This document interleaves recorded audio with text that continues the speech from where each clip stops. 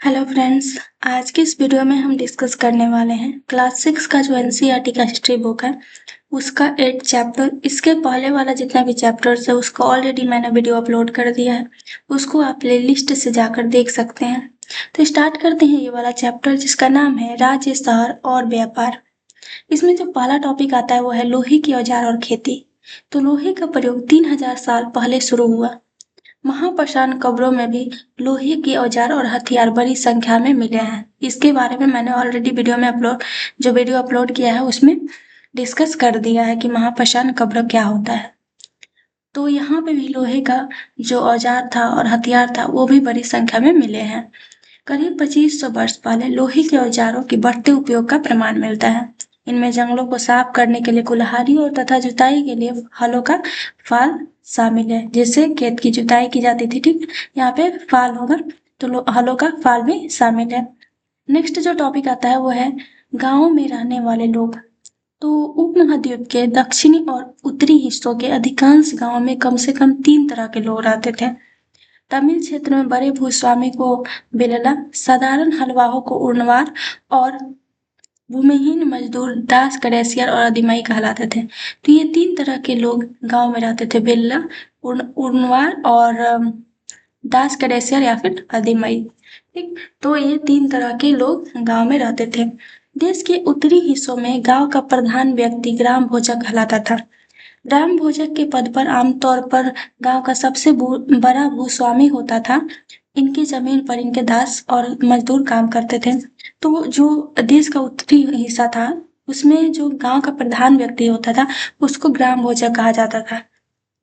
और ग्राम भोजक क्या होता था, बड़ा भूस्वामी होता था जिसके पास बहुत ज्यादा जमीन होती थी और इनकी जमीन पे इनके दास या फिर मजदूर काम करते थे।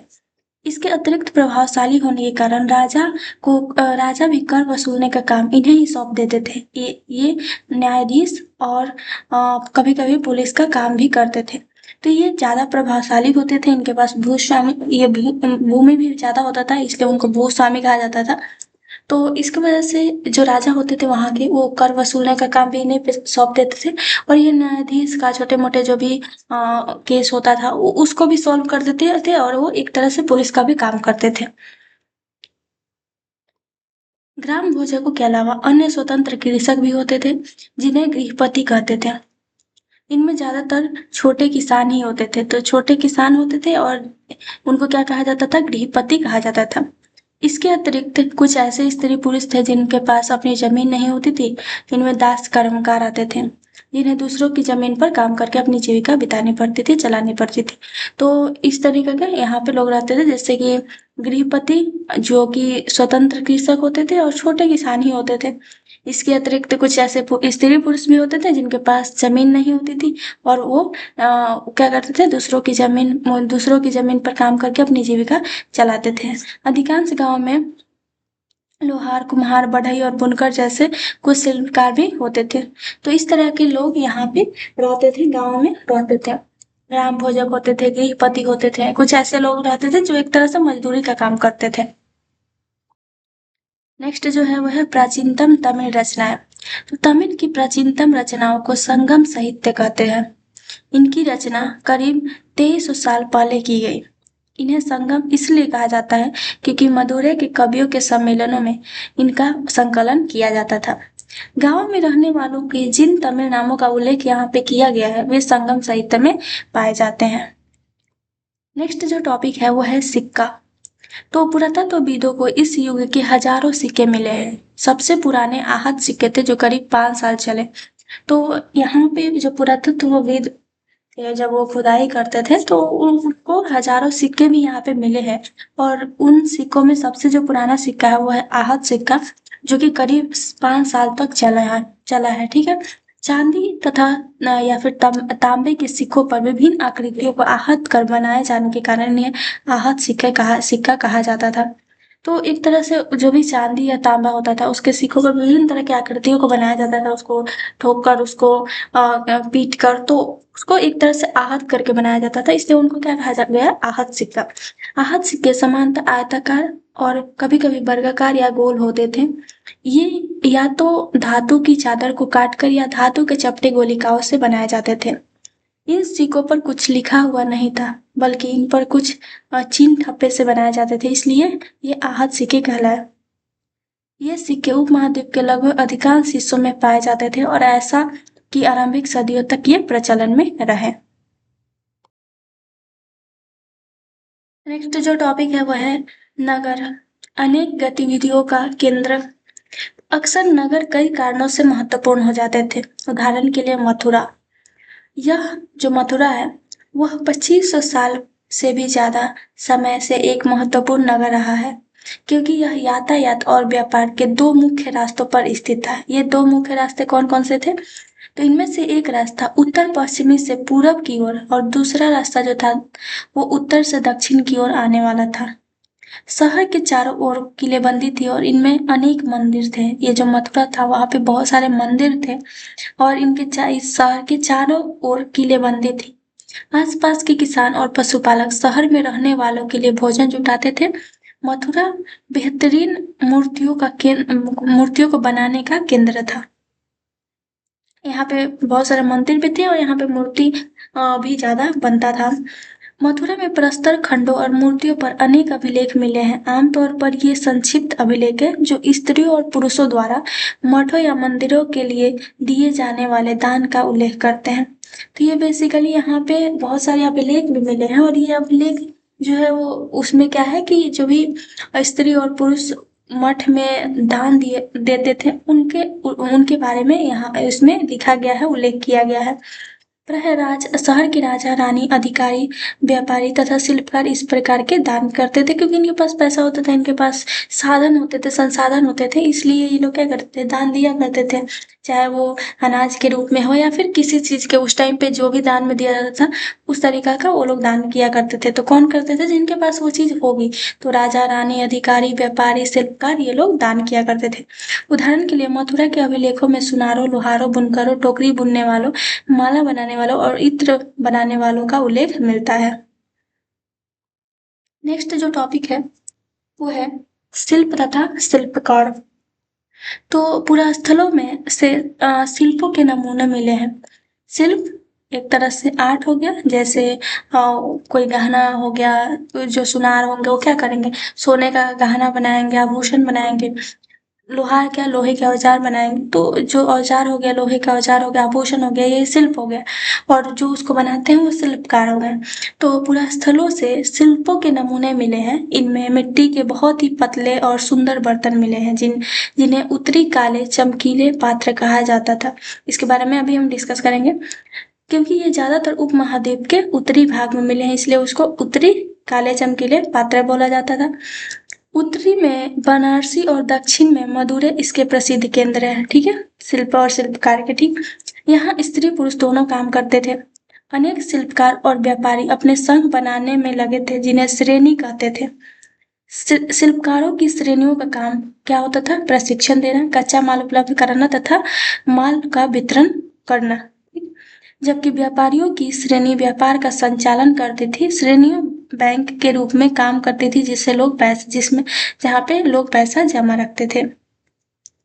तो ये बेसिकली शिल्प तथा शिल्पकार के बारे में है कि पुरास्थलों को बहुत सारे शिल्पों के नमूने मिले हैं और वो लोग क्या करते थे, जैसे यहाँ पे बहुत ही एक उत्तरी काले चमकीले पात्र मिले हैं और जो कि उत्तर भाग में मिले हैं। और शिल्प की अगर हम बात करें तो यहाँ का जो प्रसिद्ध केंद्र था वो कौन सा? बनारस और दक्षिण में मदुरै जो था वो यहाँ शिल्प का एक प्रसिद्ध केंद्र था। और यहाँ पे स्त्री पुरुष दोनों काम करते थे और ये लोग क्या करते थे, अपने संघ बनाते थे, जिन्हें श्रेणी कहा जाता था। और अलग अलग के लिए अलग, जैसे शिल्पकारों के लिए जो श्रेणियां थी उसका काम प्रशिक्षण देना होता था, कच्चा माल उपलब्ध कराना होता था, ये इस तरीके का काम करना होता था। लेकिन व्यापारियों की जो श्रेणियां होती थी वो व्यापार का संचालन करती थी। ठीक, नेक्स्ट जो है वो है उत्तरी काले चमकीले पात्र। तो यह एक कठोर चाक निर्मित धातु की तरह दिखने वाले चमकदार काली सतह वाले पात्र हैं। इसे बनाने के लिए कुम्हार मिट्टी के बर्तनों को भट्ठों पर उच्च तापमान पर रखते थे, जिसके परिणाम स्वरूप इन बर्तनों की बाहरी सतह काली हो जाती थी। इसलिए उनको क्या बोला जाता था? उत्तरी काले चमकीले पात्र। अब चमकीला पात्र क्यों बोला जाता था? इसका जो ये चमकीला वर्ड है वो कहाँ से आया? तो ये क्या होता था कि इन पर एक काली लेप भी लगाई जाती थी, जो इस बर्तन को शीशे जैसी चमक प्रदान करता था। इसलिए इसको क्या बोला जाता था? उत्तरी काले चमकीले पात्र।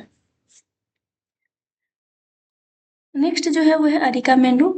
लगभग 2200 से 19 साल पहले अरिकामेंडू एक पतन था, जहाँ पे क्या होता था? दूर से आए जहाजों से सामान उतारे जाते थे। यहाँ ईंट से बना एक ढांचा मिला है जो संभवतः गोदाम रहा। यहाँ भूमध्य सागरीय क्षेत्र के एम्फोरा जैसे पात्र मिले हैं।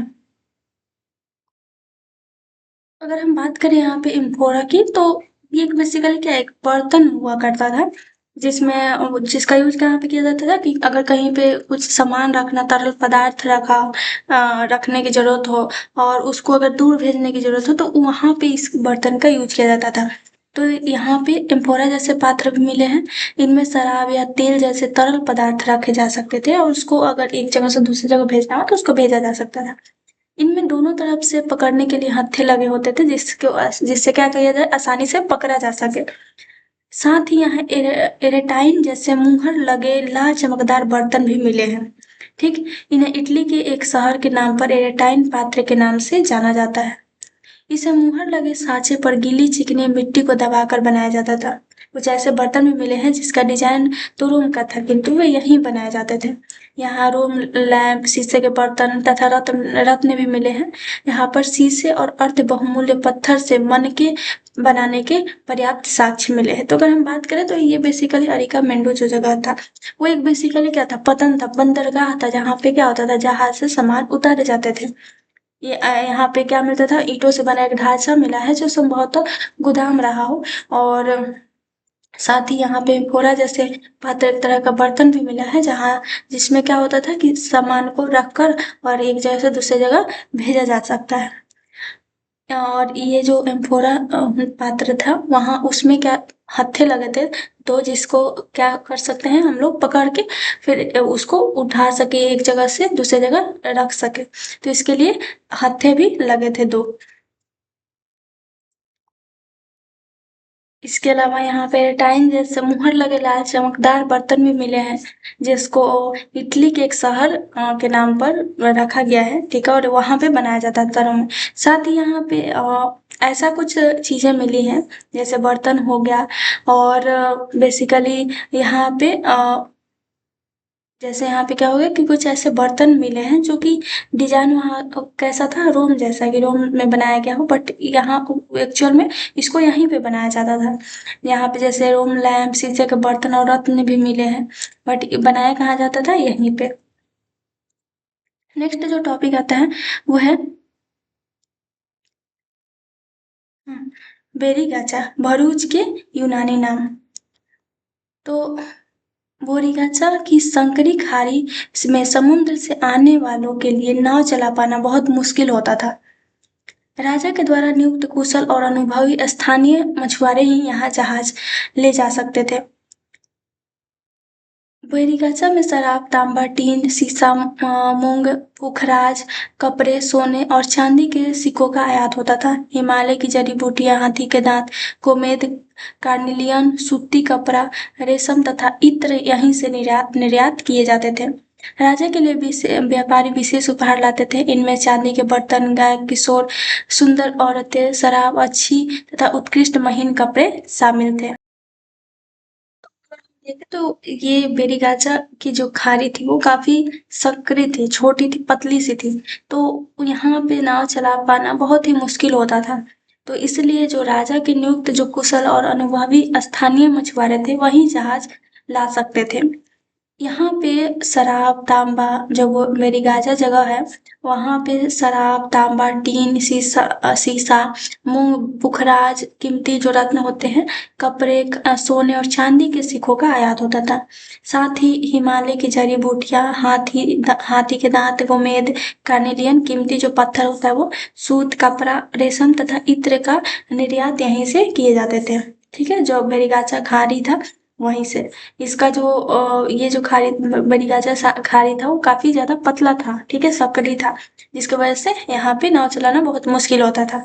तो यहाँ पे क्या होता था कि जो मछुआरे होते थे, जो यहाँ के स्थानीय मछुआरे होते थे, उनको अच्छे से चलाना आता था नाव, तो वही लोग यहाँ पे जहाज ला सकते थे, और इसीलिए यहाँ पे आयात किया जाता था, निर्यात किया जाता था। तो निर्यात क्या क्या किया जाता था, तो जड़ी बूटियां हो गया, हाथी के दांत हो गया, गोमेद हो गया, कार्निलियन हो गया, सूती कपड़ा हो गया, रेशम तथा इत्र। राजा के लिए व्यापारी विशेष उपहार भी लाते थे। इनमें कौन कौन सा उपहार लाते थे, तो चांदी के बर्तन हो गए, गायक हो गए, किशोर हो गया, सुंदर औरतें हो गई, अच्छी शराब, उत्कृष्ट महीन कपड़े हो गए। तो ये सारे चीज उपहार लाया जाता था राजा के लिए। नेक्स्ट जो टॉपिक आता है वो है व्यापार तथा व्यापारी। तो दक्षिण भारत सोना, मसाले, खास तौर पर काली मिर्च तथा कीमती पत्थरों के लिए प्रसिद्ध था। जो दक्षिण भारत था वहाँ पे सोना, मसाले हो गए, खासकर मसाले में कौन, जो काली मिर्च होती है वो, कीमती पत्थरों के लिए यहाँ पे ये प्रसिद्ध था। काली मिर्च को कि रोमन साम्राज्य में इतनी मांग थी कि इसे काले सोने के नाम से बुलाते थे। व्यापारी इन सामानों को समुद्री जहाजों और सड़कों के रास्ते रोम पहुंचाते थे। रोमन सोने के सिक्के दक्षिण भारत में बहुत मिले हैं, ठीक है, दक्षिण भारत में रोमन सिक्के, सोने के जो सिक्के होते थे वो काफी ज्यादा मिले हैं, क्योंकि यहाँ से वो लोग क्या खरीदते थे, जो रोम के लोग थे वो लोग क्या खरीदते थे, काली मिर्च, और उसके बाद वो लोग सिक्के देते थे।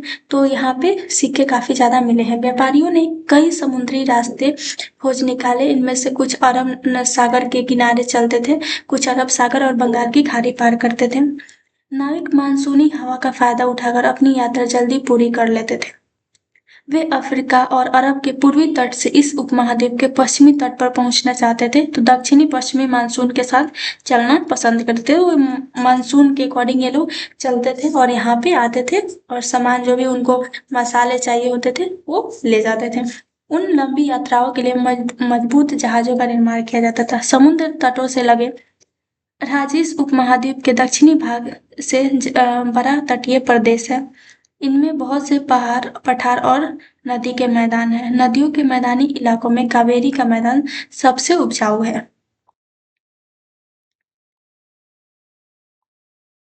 संगम कविताओं में मुअत्तार की चर्चाएं मिलती है। यह एक तमिल शब्द है जिसका अर्थ तीन मुखिया है, ठीक है। तो संगम जो कविताएं था उसमें मुअत्तार की चर्चा मिलती है। एक बेसिकली क्या है, शब्द है जो कि तमिल शब्द है जिसका अर्थ तीन मुखिया है होता है। इसका प्रयोग तीन शासक परिवारों के मुखियाओं के लिए किया गया है, और ये कौन कौन से थे, तो चोल, चेर तथा पांड्य, जो करीब 23 साल पहले दक्षिण भारत में काफी शक्तिशाली माने जाते थे। इन तीनों मुखियाओं के अपने दो दो सत्ता केंद्र थे। इनमें से एक तटीय हिस्से में और दूसरा अंदरूनी हिस्से में था। इस तरह 6 केंद्रों में से 2 बहुत महत्वपूर्ण थे। एक चोलों का पतन पुहार और कावेरीपट्टिनम, दूसरा पांड्यों की राजधानी मदुरै। तो बेसिकली जो संगम कविताएं हैं उसमें एक मुअत्तार नाम का चर्चा मिलता है, जो कि एक क्या है, तमिल शब्द है जिसका अर्थ क्या होता है, तीन मुखिया। और ये तीन जो मुखिया है वो किसके लिए प्रयोग किया जाता है, तो जो तीन शासक परिवारों को मुखिया के लिए प्रयोग किया जाता था, और ये कौन कौन से थे, चोल, चेर और पांड्या, ठीक। पर ये काफी ज्यादा शक्तिशाली माने जाते थे। इन तीन मुखियाओं के अपने दो दो सत्ता केंद्र होते थे, ठीक। और ये दो दो सत्ता केंद्र होते थे, तो तीन मुखिया के लिए 6 सत्ता केंद्र हुए, और इनमें से दो कौन थे, दो महत्वपूर्ण थे बहुत ज्यादा। कौन कौन सा था, तो एक चोलों का पतन पुहार या फिर कावेरी पट्टिनम, और दूसरा कौन सा था, पांड्यों की राजधानी मदुरै। लगभग 200 वर्ष के बाद पश्चिम भारत में सतवाहन नामक राजवंश का प्रभाव बढ़ गया। 2300 साल पहले दक्षिण भारत में ये लोग चोल हो गया, चेर हो गया, और ये पांड्य लोग थे। इनको बहुत ज्यादा शक्तिशाली माना जाता था, और ये इनका इनका उल्लेख मिलता है। उसके बाद 200 वर्ष के बाद पश्चिमी भारत में सतवाहन नामक राजवंश था, उसका प्रभाव बढ़ा। सतवाहनों का सबसे प्रमुख राजा गौतमी पुत्र श्री सतकर्णी थी, और उनके बारे में हमें उनकी माँ गौतमी बलश्री द्वारा दान किए गए एक अभिलेख से पता चलता है। वह और अन्य सभी सतवाहन शासक दक्षिणापथ के स्वामी कहे जाते थे। दक्षिणा पद का शाब्दिक अर्थ दक्षिण की ओर आने वाले रास्ता होता है। पूरे दक्षिण क्षेत्र के लिए भी यही नाम प्रचलित था। श्री सतकर्णी ने पूर्वी, पश्चिमी और दक्षिणी तटों पर अपनी सेनाएं भेजी थी। तो बेसिकली 23 साल पहले क्या था, तीन जो मुखिया थे और उनके दो दो सत्ता केंद्र थे उसके बारे में था। उसके बाद 200 वर्ष के बाद फिर सातवाहन राजवंश आया, उसका प्रभाव बढ़ा और उनके जो सबसे प्रमुख राजा वहाँ के थे वो कौन थी, गौतमी पुत्र सतकर्णी। ठीक है, और उसके बाद इनके बारे में उनका उल्लेख किससे मिलता है, तो उनकी माँ द्वारा जो गौतमी बलश्री थी उनके द्वारा दान किया गया एक अभिलेख है, उससे पता चलता है इनके बारे में, सतकर्णी के बारे में। और इनको क्या कहा जाता था, दक्षिणा पथ के स्वामी। ठीक है, और ये बेसिकली पूरे दक्षिणा जो भी दक्षिणी क्षेत्र थे पूरे के लिए यही नाम प्रचलित था। श्री सतकर्णी ने पूर्वी, पश्चिमी और दक्षिणी तट पे अपनी सेनाएं भेजी थी। नेक्स्ट है कुछ महत्वपूर्ण तिथियां। तो उपमहाद्वीप में लोहे के प्रयोग की शुरुआत कब हुई थी, 3000 साल पहले। ये सारा क्या है, अब जो आएगा वो क्वेश्चन है जिसको मैंने ऑलरेडी सॉल्व किया हुआ है। तो इसमें क्या है कि कुछ महत्वपूर्ण तिथि है उसके बारे में हम देख लेते हैं। तो लोहे के प्रयोग में बढ़ोतरी नगर आहत सीट के करीब 2500 साल पहले शुरू हुआ और लोहे का प्रयोग की शुरुआत कब हुआ, 3000 साल पहले। संगम साहित्य की रचना की शुरुआत 2300 साल पहले हुआ। अरिकामेंडू का पतन करीब 2200 साल पहले और रेशम बनाने की कला की खोज लगभग 7000 साल पहले हुआ शुरू। फासियन का भारत में आगमन 1600 वर्ष पहले हुआ। वेन सांग की भारत यात्रा अष्टांग की शिव स्तुति की रचना लगभग 1400 साल पहले हुई। तमिल में बड़े भूस्वामी को, ये क्वेश्चन आंसर है, ठीक है, कि तमिल में बड़े भूस्वामी को क्या कहा जाता है, तो बोलार कहा जाता था। ग्राम भोजकों की जमीन पर पाया उसके द्वारा खेती की जाती थी। तमिल में हलवाई को अधिमई कहा जाता था। सॉरी, जो ये नहीं होगा इसका आंसर। तमिल में जो हलवाई होते थे उनको क्या कहा जाता था, उर्वार कहा जाता था। ठीक है, अधिकांश उत्पत्ति स्वयं भूस्वामी होते थे। ये जो है इसका आंसर यहाँ पे गलत दिया गया है। ये इसका आंसर क्या होगा, जो हलवाई होते थे तमिल में उनको क्या कहा जाता था, हम लोग यहाँ पे देख भी सकते हैं, उनको क्या कहा जाता था, हलवाओं को उनवार और जो भूमिहीन मजदूर थे उनको अधिमई या फिर दास करेसिया कहा जाता था। नेक्स्ट जो है टॉपिक वो है रेशम मार्ग की कहानी। तो कीमती चमकीले रंग और चिकनी मुलायम बनावट की वजह से रेशमी कपड़ा अधिकांश समाज में बहुमूल्य माने जाते थे। रेशमी कपड़ा तैयार करना एक जटिल प्रक्रिया है। रेशम के कीड़े से कच्चा रेशम निकालकर सूत, कताई और फिर उससे कपड़ा बनाया जाता है। रेशम बनाने की तकनीक का आविष्कार सबसे पहले चीन में करीब 7000 साल पहले हुआ। ठीक है, तो रेशम बनाने की तकनीक का सबसे पहले आविष्कार कब हुआ था, 7000 साल पहले, और कहाँ पे हुआ था, तो चीन में।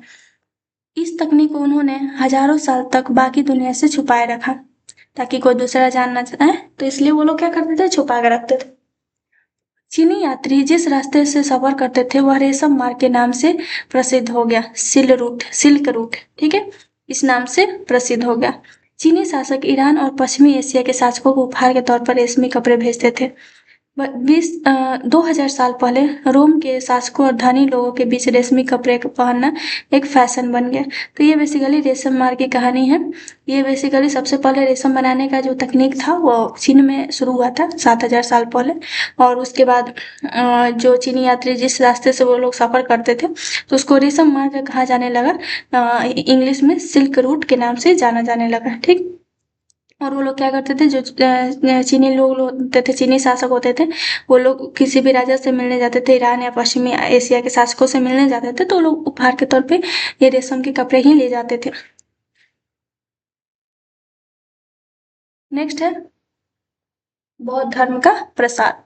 तो सिल्क रूट पर नियंत्रण रखने वाले शासकों में कुषाण थे। ठीक है, कुषाणों का सबसे प्रसिद्ध राजा कनिष्क था। उसने करीब 1900 साल पहले शासन किया। उसने एक बौद्ध परिषद का गठन किया जिसमें एकत्र होकर विद्वान महत्वपूर्ण विषयों पर विचार विमर्श करते थे।